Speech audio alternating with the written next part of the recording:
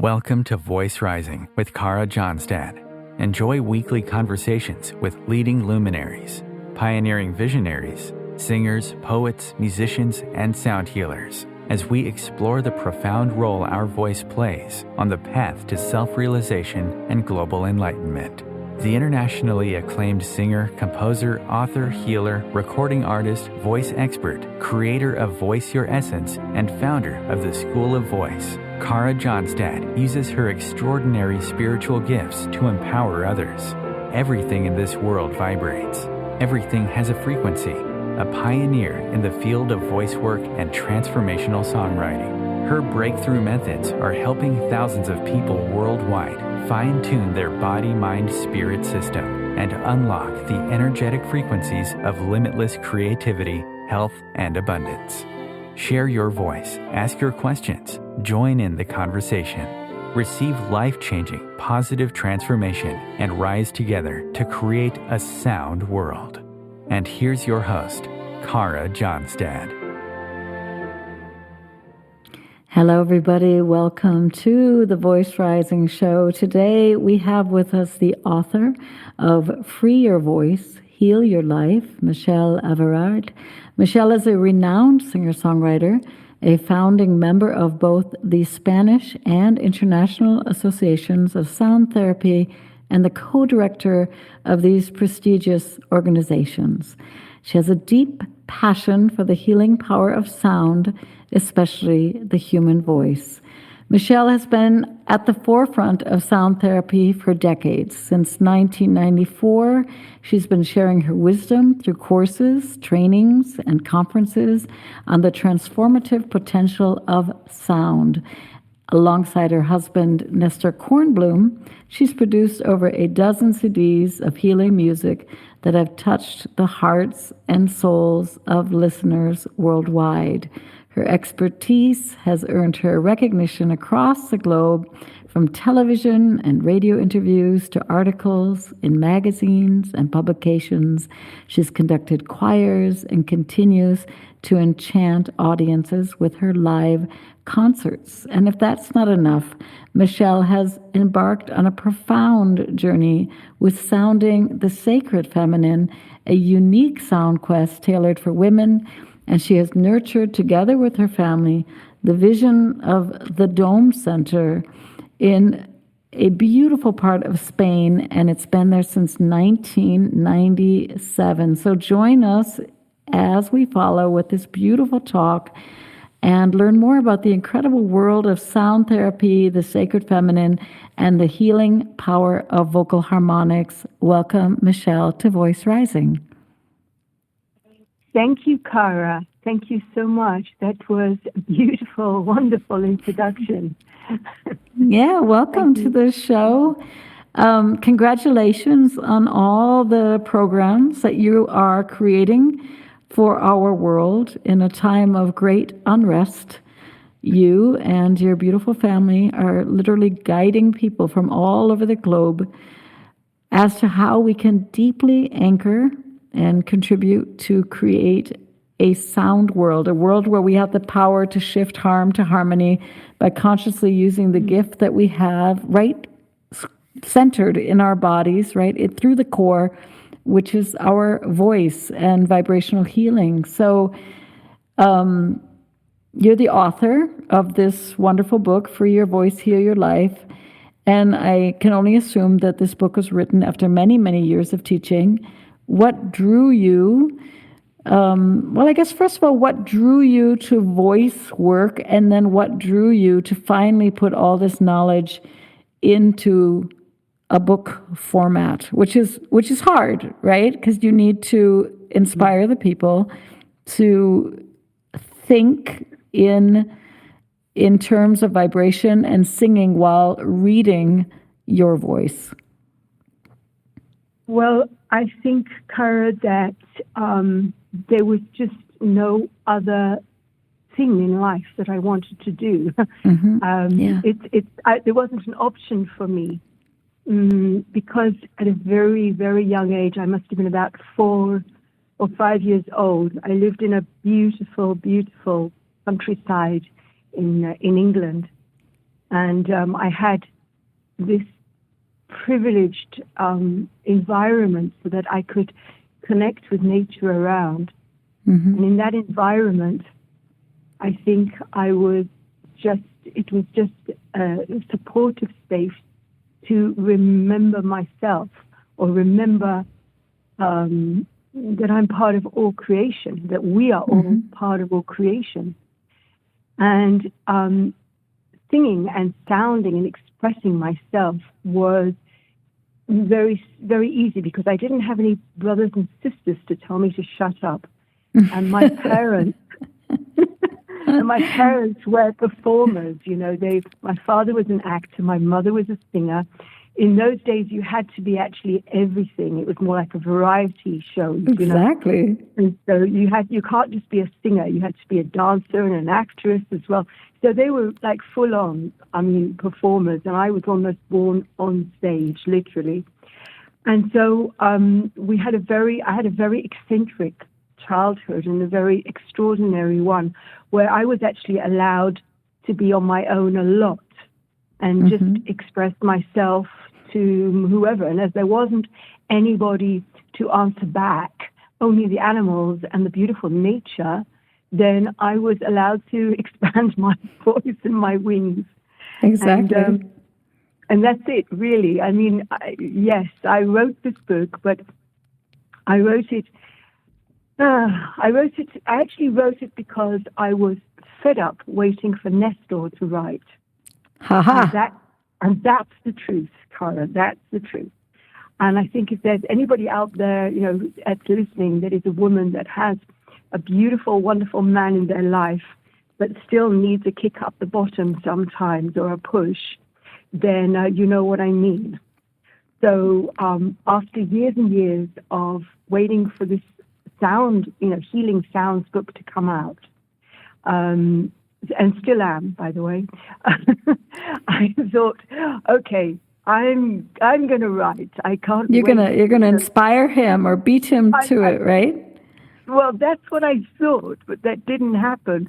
Unfortunately, no, that didn't happen. He was, he wasn't fazed by it at all. In fact, he helped me.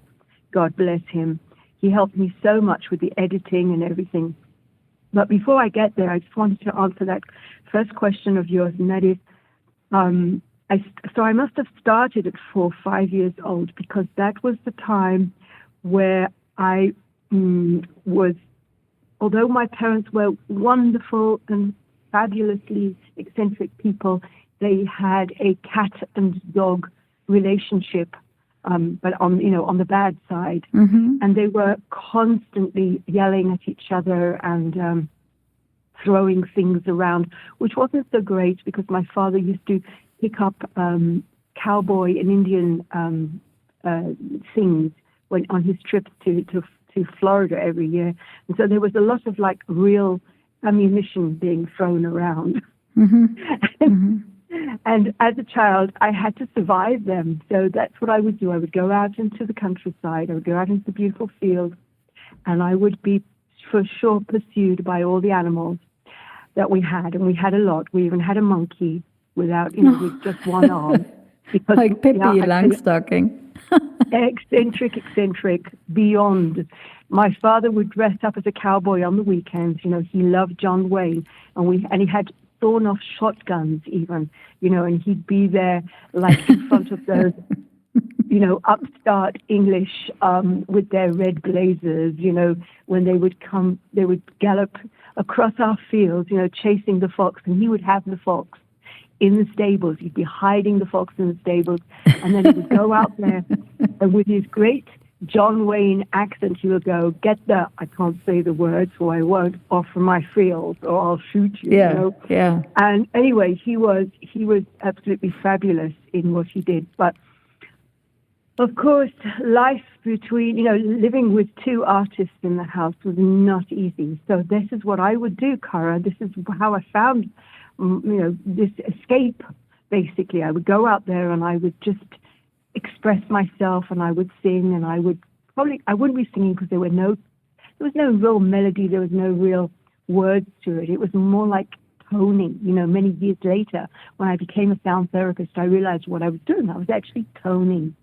So, and in that space of, let's say, toning, of sounding out without melody, without rhythm, without words, then I found solace. I found peace. I found that I was returning to a vibration with everything around me, with the sky, with the green fields, with the animals even, and it made me feel so good.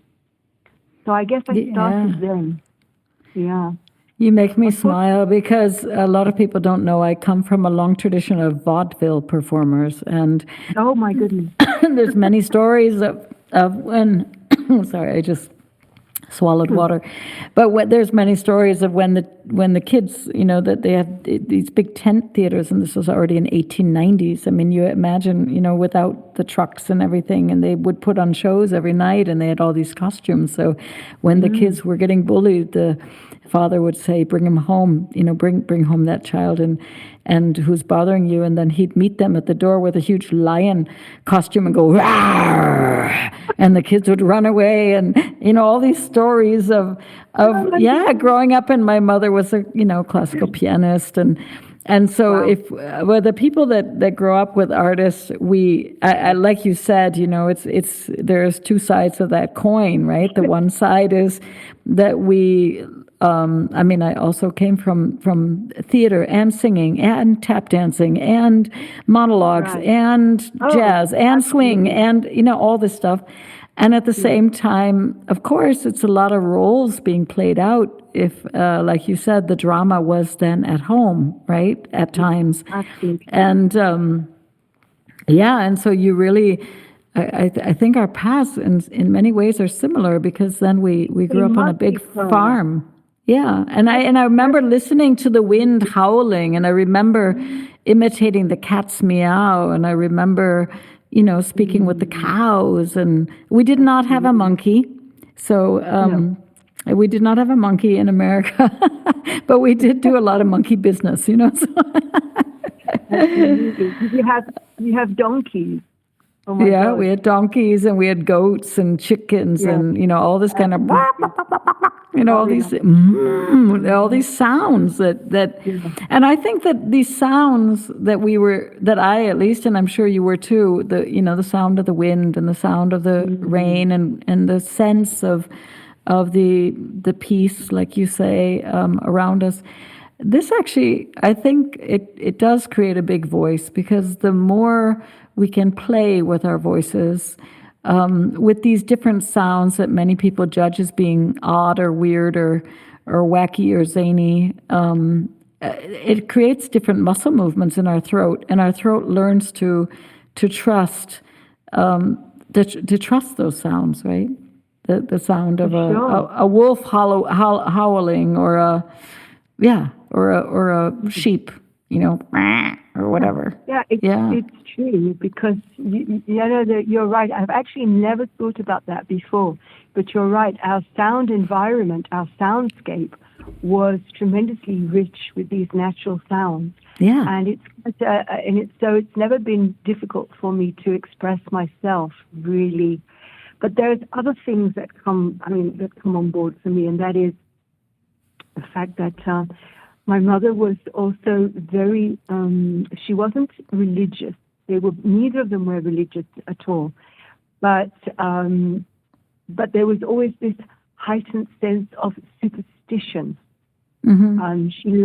She would, superstition, and kind of like, she would talk to her mother. Her mother had died years before, and she would literally just be speaking to her mother in the house. We lived in this really old rambling house also in England, and there were lots of rooms that we never used, lots and lots of rooms that we never used. And as a child, also those places that give you the heebie-jeebies, right? And where the spirits live. Yes, absolutely. Yes. And my mother made it worse by actually talking about it to me all the time and saying, "Oh my God, you don't go in that room because such and such died in there, and or is in there now, very angry and whatever, I don't know." All these kind of things that she would say to me, which is kind of, well, it's dialogue, maybe conversations that you, let's say, ordinary people, although I don't really know if there are any ordinary people around anymore in the world, but let's say in those days, the kind of way that you were to bring up a child, let's say, was totally not my case. Many people might even say that my parents were completely wacky. But my mother would tell me all about these spirits and all about this stuff. And we had a spirit in our house called Brita, and she was obviously a woman who supposedly jumped out of the attic window. And so whenever something went missing, like a pair of socks, my mother would say, well, maybe Brita... maybe Brita took it. Well, as kids, we were kind of flabbergasted to think of a ghost running around the house, right? And that is exactly it. And then they had a language. My father had a language for the animals, like Dr. Dolittle, eat your heart out. My God, my father invented a language for each of the different species. So he'd have a language for the horses, he'd have a language for the dogs, a language for the cats. And he would communicate to them in that language, in those languages. So you were very multilingual, actually. Probably. Is that why you ran away to Spain? Because your sound healing center is in Spain, which is a little bit further away from England. Did you find yourself at some point looking for a new start, a place of peace and well-being away from the wackiness? No, well, actually, Kara, it goes on because my father died when I was 13. So I'm talking about the years until I was 13. My mother died when I was 30. So there was a little bit of an interval there between my father and my mother's death. But during that time, well, I did a lot of other things. I was also one of those... Are you still there? Believed. Yes. I just heard a big ghost in the line over here. It was like a big thunder. It's like, wow. I was like, oh. So tell me about you. You were saying your father died when you were 13. Yeah, the spirits are coming. And your mother passed away while you were 30. And then I missed the next part. Yes. Okay. So no, what I was saying is that between those two partings, transitions, a lot of life. I actually lived quite a lot of life before I eventually ended up in Spain. I was a privileged hippie, that's what I was saying, a privileged hippie that basically, going around the world, traveling, doing all kinds of crazy stuff and knowing that you are always bailed out, every time you pick up the phone and you need more money. Nice. But I ended up actually in Israel. Actually, the very first kibbutz, I went to a kibbutz. The very first one that I went to was, and this has been very shocking for me because it was kibbutz Be'eri. Yeah. That is the very first kibbutz that I went to. I had a lot of I still have friends there. But anyway, so it's been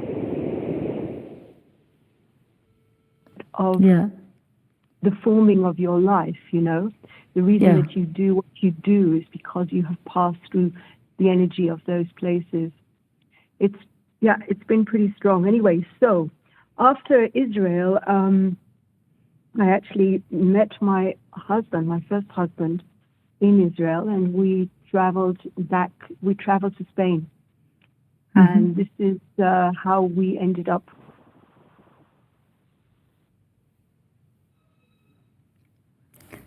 On this end, Michele, you're dropping out a little bit. So this is how you ended up? Yeah, but it's okay. I mean, who knows? You said you traveled to Spain and then you ended up, I hope it's not on my end, but it's on, but you ended up back in Spain with your first husband, who was, I'm assuming, Israeli. Yes. And that's right, Israeli. Yeah. And so we we parted ways.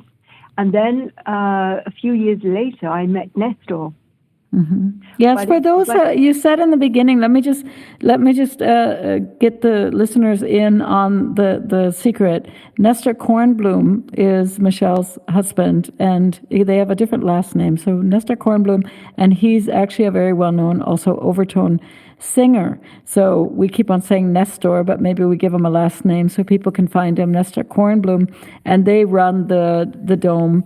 The Sound Healing Center in Spain together. Okay, now continue. That's true. I must remember his surname. Goodness me. Well, yeah. Otherwise, the people they don't understand. Maybe they think he's a odd bird. Nestor. What kind of name? Nestor. It's that is interesting, isn't it? What kind of name is that? So yeah, working with names with sound therapy as well.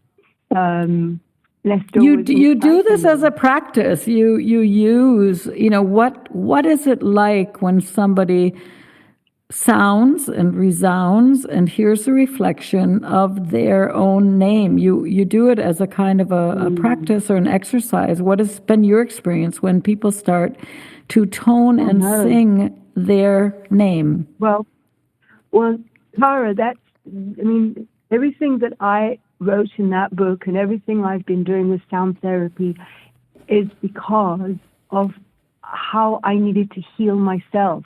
And so I can just say for my own self, I really didn't like my name because my name, Michele, is the same name as my mother's name.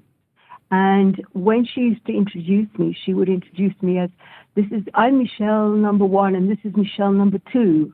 And things like that. I know. And you know what number 1 and number 2 is in English. I don't know if you have that in America, but number 1 is PP and number 2 is people, right?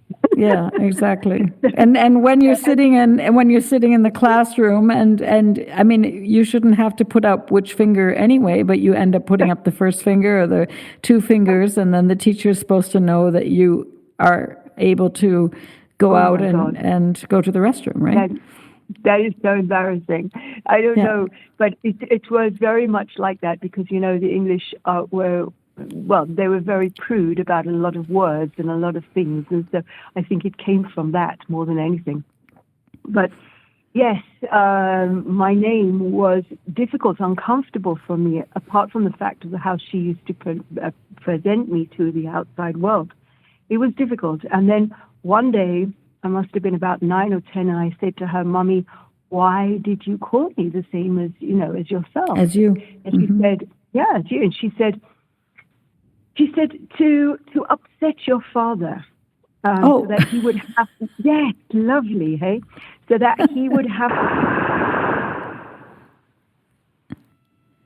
So not only was it, going to be difficult, my name was to upset my father, but it was upsetting me, obviously, and the energy behind it was always there. So, yes, Kara, I had to do a lot of work on my name so that today I can stand up in front of people and say, "Hello, my name is Michele." So when I started with sound therapy, it was just so apparent that, that I wanted to use tools that were known to us, and not something like, all these Sanskrit words, all the mystical trainings of the Hindi or the Nada Brahma or yoga, world where this is not our education, maybe in another life, but not in this life, Right. Correct. So all the Sanskrit words, for me personally, they do not touch me, and they do not work on me as thoroughly as the language that I grew up with, and the adjectives and the world that I lived as a child. I find this so beautiful that you say this, Michele, because I know that Sanskrit is powerful, of course, but I too think that the language, the root of our language, how we start to name things, and what we're even losing languages, even going extinct, that people are forgetting the word wren, or they're forgetting the word, I don't know, different types of trees, and instead of honoring these sacred, beautiful words and connecting with them in our own languages, there's a whole movement with, the Om Shanti, and which is fine in some ways, but I too have found that when people start to connect with their own stories and their own messaging, their own names, that there's a powerful healing that happens, which, I mean, maybe in Sanskrit, they can be within a certain sacred sound vibration. But I do think that we are very connected to the words of when we say the word "I love you" or peace Absolutely. be on earth. We know what it means. It's not a story of Krishna. It's our own experience, and It's our own experience. yeah, Exactly. and so that's very valuable. Yeah. Yes, one of the exercises that I've done for many years, and I've come to realize that really works so well, and that is before even chanting your name or repeating your name or working with your full name, then take the vowel sounds out of your name and work with the vowel sounds first. The vowel sounds are sacred. They're sacred, and they are probably our kind of form of Sanskrit. Mantra is all vowel. Almost all vowel. And universal, right? I mean, every language is connected through the sacred vowels. Absolutely. Every heart knows the vowels. Yes. It is. And those vowel sounds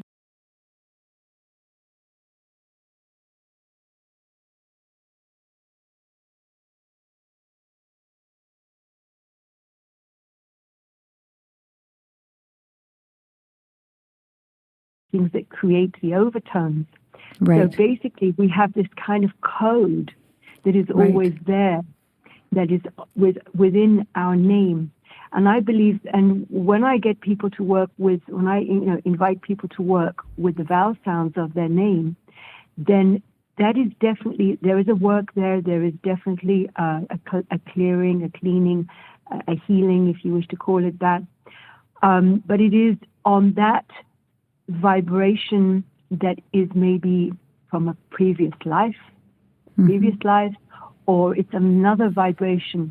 The moment you bring the consonances back into that full name, your name, then you land suddenly on earth, and it has to do with your experience as a child and all the traumas and all the the good stuff, and also a lot of the shameful things that that you have to go through as a child, and it's all there.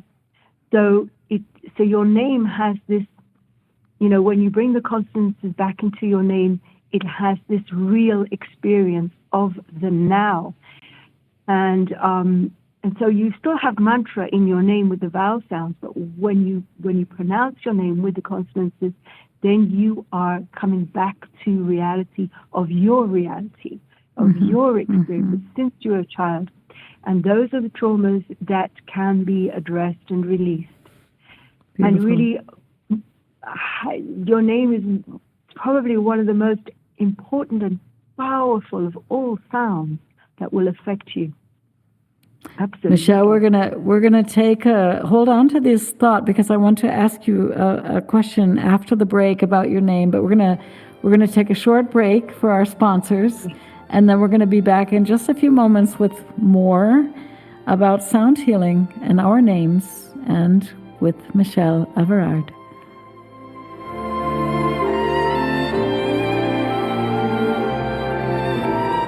Conscious media for conscious minds. Om Times. Ascending Hearts is no ordinary dating site, but a spiritual dating site with a purpose, to link you with your soulmate. We engineer the serendipity so you can trust that you will attune with someone that has the same matching vibration as you. Ascending Hearts, the conscious dating site for the spiritually aware. Try Ascending Hearts for free. ascendinghearts.com. With happy clients all over the world, Kara Johnstad knows that your voice is the missing link to more authenticity, abundance, creativity, and health. An internationally acclaimed voice expert, Kara's breakthrough methods have helped thousands of people successfully heal their voice wounds and extinguish the story of self-doubt and shyness forever. Join in group trainings, attend online sessions, schedule one-on-one time, and invite Kara to work with your organization and community. Get started today. Go to www.karajohnstad.com and receive a special guided meditation designed to fine-tune your inner voice and welcome you on the voice journey. This is Kathy Beal, host of Celestial Compass, featuring astrology you can use. Celestial Compass points you to what's going on in the sky and what you can do with it down here on Earth. We also explore fun, effective, and cosmic tools for navigating this adventure we call life. Join me the first and third Monday of the month at 5 p.m. Eastern Time for Celestial Compass. It's enlightening, entertaining, and empowering.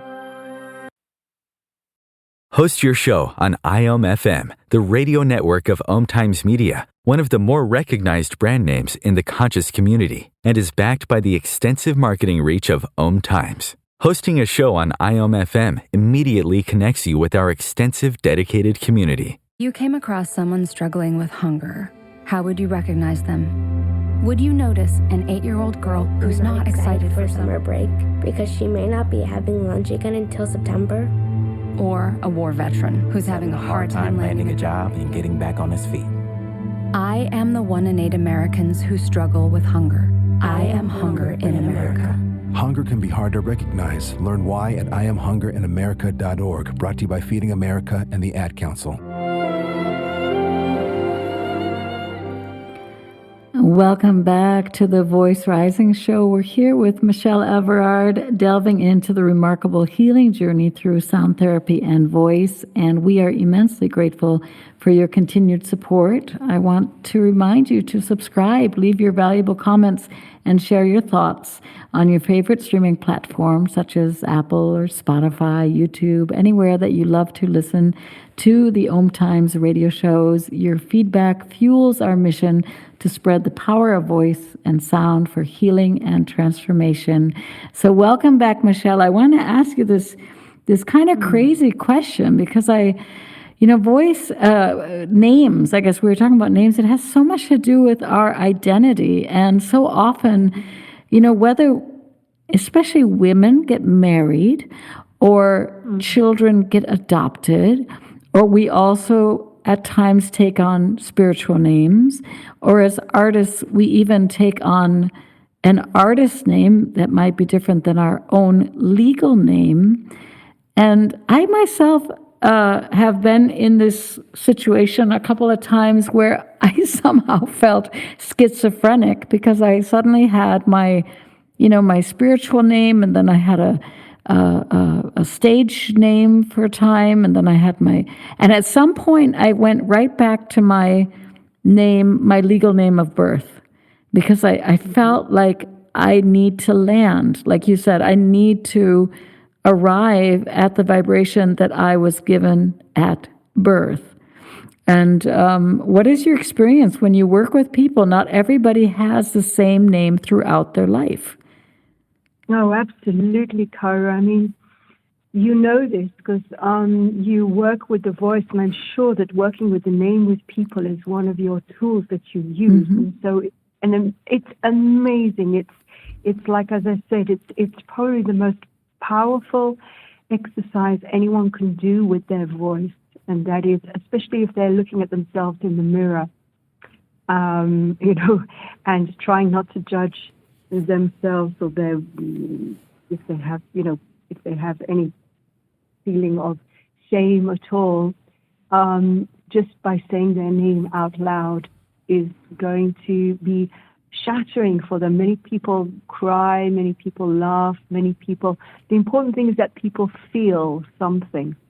Mm-hmm. And of course it's going to come back to identity. It's going to come back to honestly connecting with yourself. But if I may just go on and just say that the reasons I believe that, and I've seen this so many times with people, that the reason that it affects them so much is because we live in a society where we are disconnected from, or we're encouraged to be disconnected from our true vibration, just to please everybody else, to maybe please society. I know there's a lot of fame now around the idea of people pleasing, but I mean, it's not just people pleasing; it's society pleasing. Really, right. That's what it is. And it starts at a very young age, and I call this the shut-ups. This is when you get your shut-ups. And as you go through life, these shut-ups, they come at you from all kinds of different sources, from school, from your family, from your friends. Even as a teenager, already as a teenager, you want to belong to a tribe. And there are no tribes these days. There's no real shamans these days. And so you levitate towards the cool gang or the people that you feel that you can. You're suddenly accepted into a group, and that makes you feel wonderful as a teenager because you want to feel whole. And then you start to shut yourself up because very often these people are not, saying or expressing themselves in the way that you truly feel is right for you. So you give yourself these shut-ups, and these shut-ups are like, let's say, insects, like mosquitoes that come buzzing around, and then they get kind of like lodged around your fifth chakra, your throat chakra, and there they accumulate and they get fatter and fatter. This whole energy around that, in your throat, around your jaw. Your jaw, of course, is where you have been, shutting yourself up by clenching your jaw or expressing yourself with words that are not true for you, that don't ring true to your heart. And so your jaw has a lot of control there. And then also your throat, of course, you can have kinds of problems, nodules and sore throats, and affecting your vocal cords. And this whole attack on you is really to do with you stepping out of your energy to express yourself, stepping out of your essence, your being. And this is something that we do from a very, very young age. And then when we get to be adults, we maybe work our first chakra, and we, get in touch with our I am identity.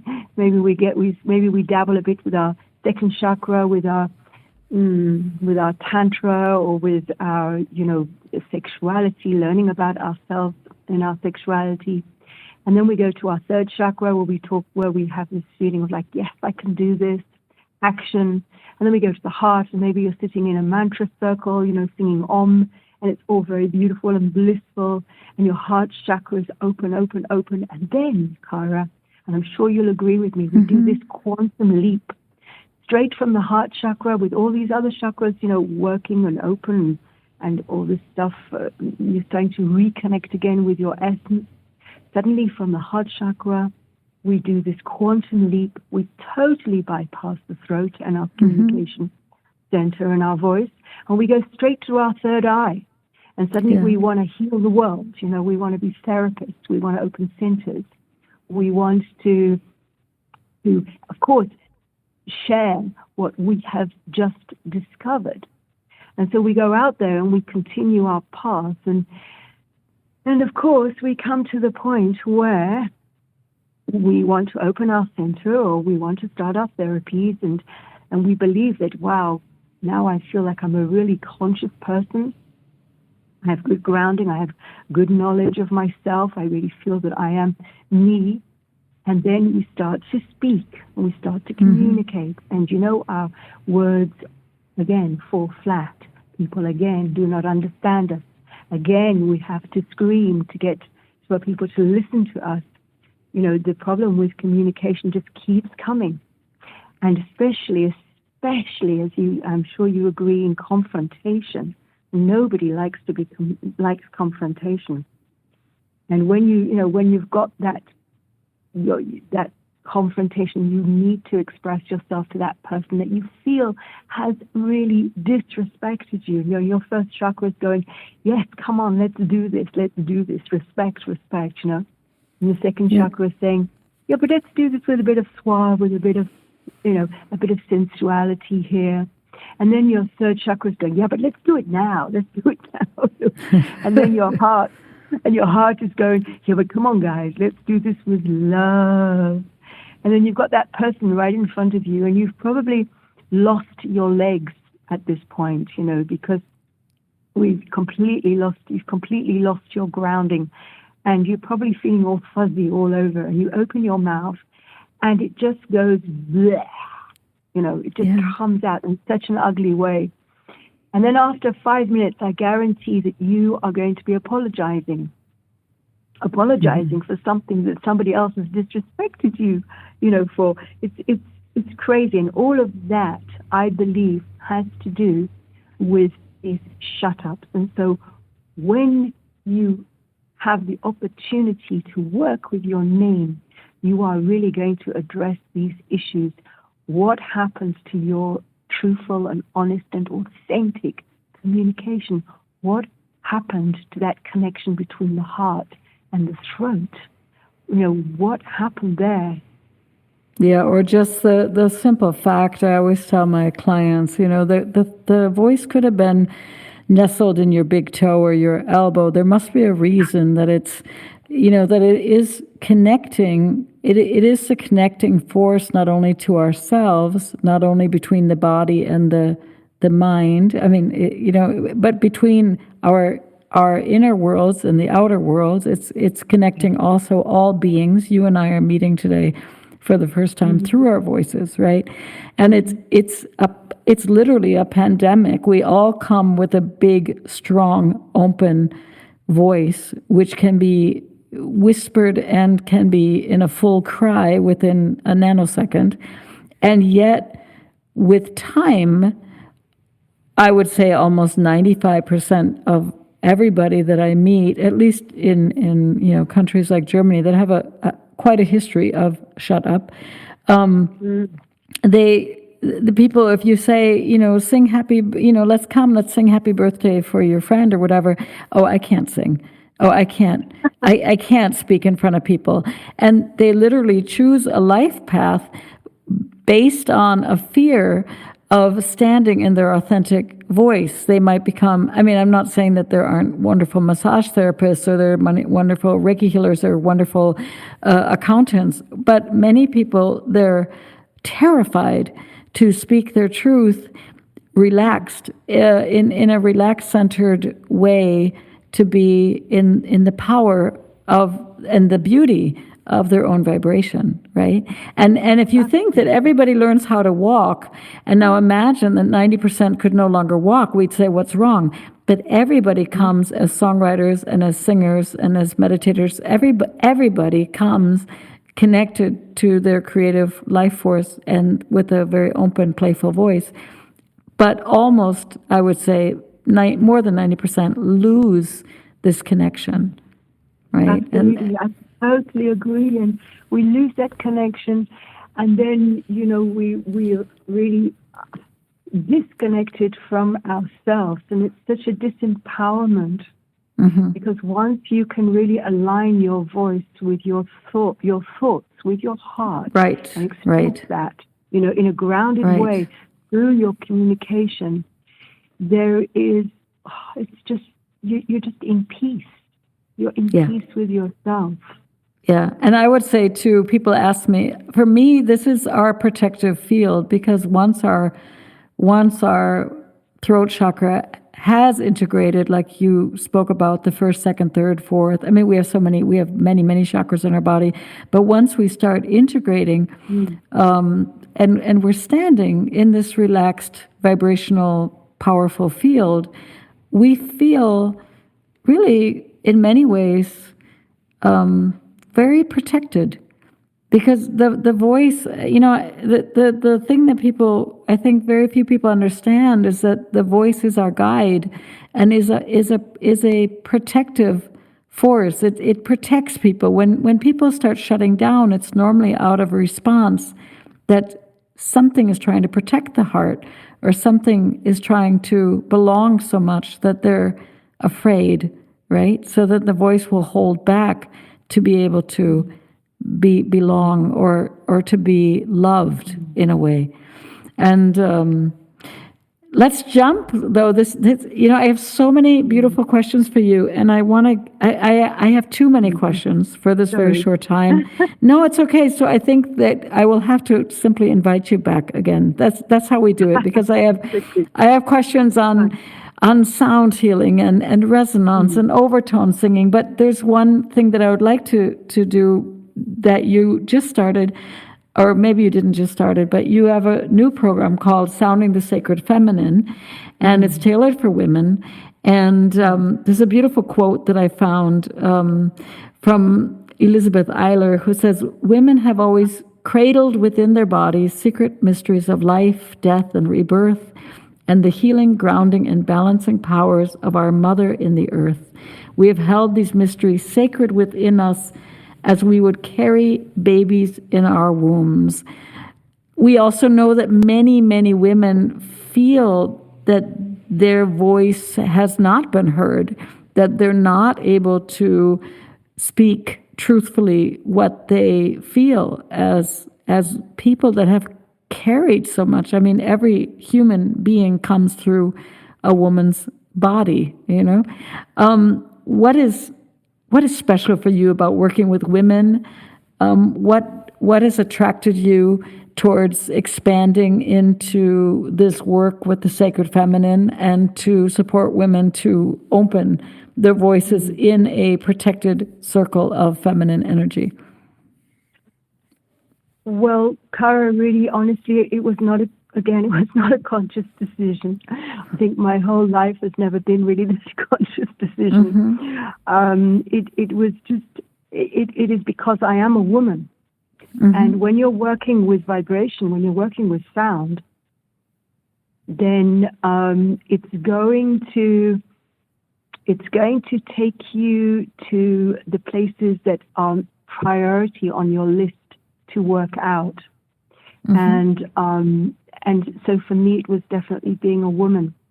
It was very important. What is this essence? What is it that I hold in my womb? What is this possibility of being able to create? I feel I'm close to the earth. I feel I'm close to nature. But what is this? Where does this come from?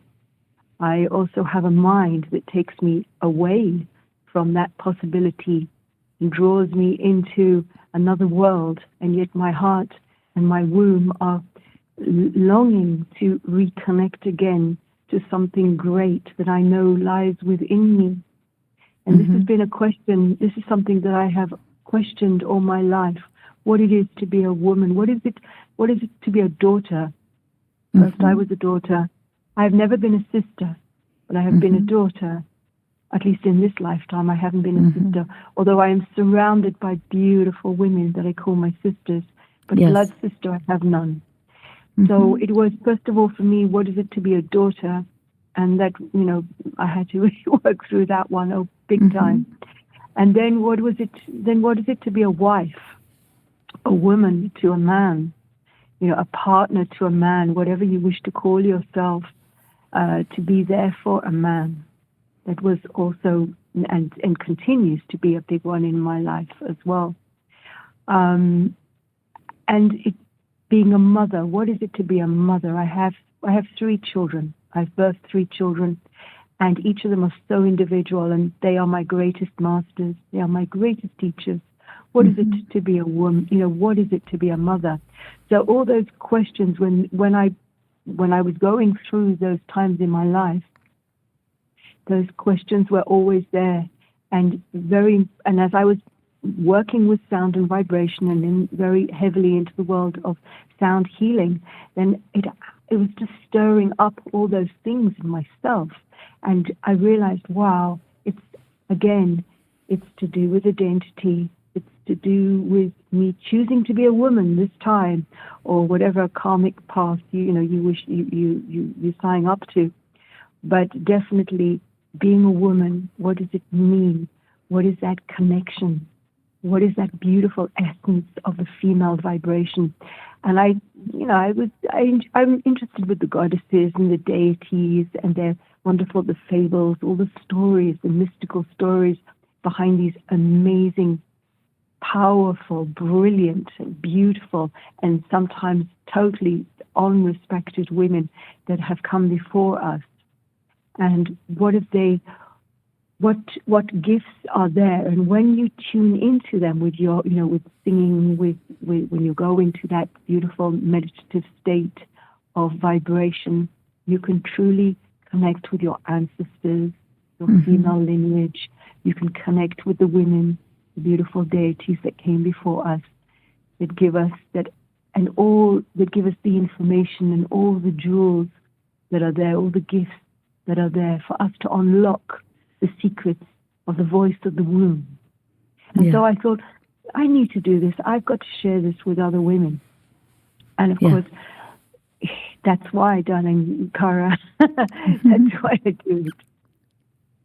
I mean, it's just a fascinating thing also that the eggs that we carry in our bodies, I mean, this was, I realized this only recently that I was reading this, that when our mother, right, the egg that we are in the end created from is in our mother, formed in the mother while she is resting in the womb of our grandmother. Right? I mean, just the thought that we have been lying in the womb of our grandmother from the essence of the egg, right? And then you realize that it's a river of, there is a lineage. And I've often said, people often talk that we arrive to this earth with our voice. And I'm also a mother, and I ask myself, is it our voice, or have we absorbed the cry? Is that cry ours, or did we absorb the cry? I definitely, was not laughing while giving birth. It was an intensity that the child can only probably, has absorbed that intensity, and when they come out, they release it.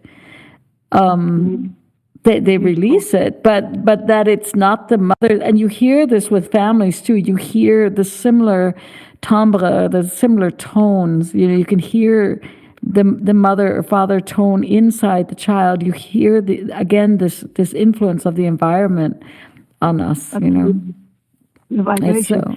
And then there's one more factor, and that is working with women with the voice is so powerful, because as you know, the voice is the most powerful instrument that we have, and it is where you're going to. It's the vehicle for your intention. It's where, and if that is connected to your heart energy and your mind at the same time, then you are so amazingly powerful. Yeah. And I believe that the women are the peacekeepers. I believe we are the peacekeepers. Yes. And so that's why our voice is so important, because we need to voice that peace. We need to voice the peace. Yeah. Especially in these times. What would your wish be if you could, put you on the spot, but, if you could condense it into, 1 or 2 sentences for our listeners? What is your wish? Where would you like to see the world? Our power of intent is big, and quantum healing is possible. Where would you like to see our planet, even in the next 6 months, if we all pull together in this nanosecond and really focus? What would you like to see happen now? Whoa, that is a very big question. But yes, I think in this very moment, and that is just that people feel love, the real love, the essence, that they remember who they are. They remember, because people are fighting wars, old man's wars, and he's forgotten what he's fighting for. It's one of the sentences from one of my songs. It's just, Absolutely. They don't even know, no one knows what they're fighting about anymore. Yeah. Yes. They've forgotten. So, Michele, I thank you so much for this incredible journey with you today. It's really been a moment of resonance. I mean, we don't know each other, and yet I feel like I've known you for 100 years. And I thank you for your wisdom and your insights and leading in this world and creating the Dome Center together with Charlie, your daughter, and Nestor, your beautiful husband, and of course your other two children are somewhere there also lending their vibrational love energy to the field. And for everybody out there, next week, or I guess the next show, we have a wonderful author. His name is Mark Nepo. So tune in for Mark Nepo, who has a new book out, Falling Down and Getting Up, and he's a great poet. And Michele, much success and blessings and fun and exploration and everything good for you. Kara, thank you very much, darling. Thank you. You're welcome. Absolute pleasure. Thank you very much for inviting me on your show. You're welcome. Have a beautiful evening. Bye-bye. Bye-bye, Susan.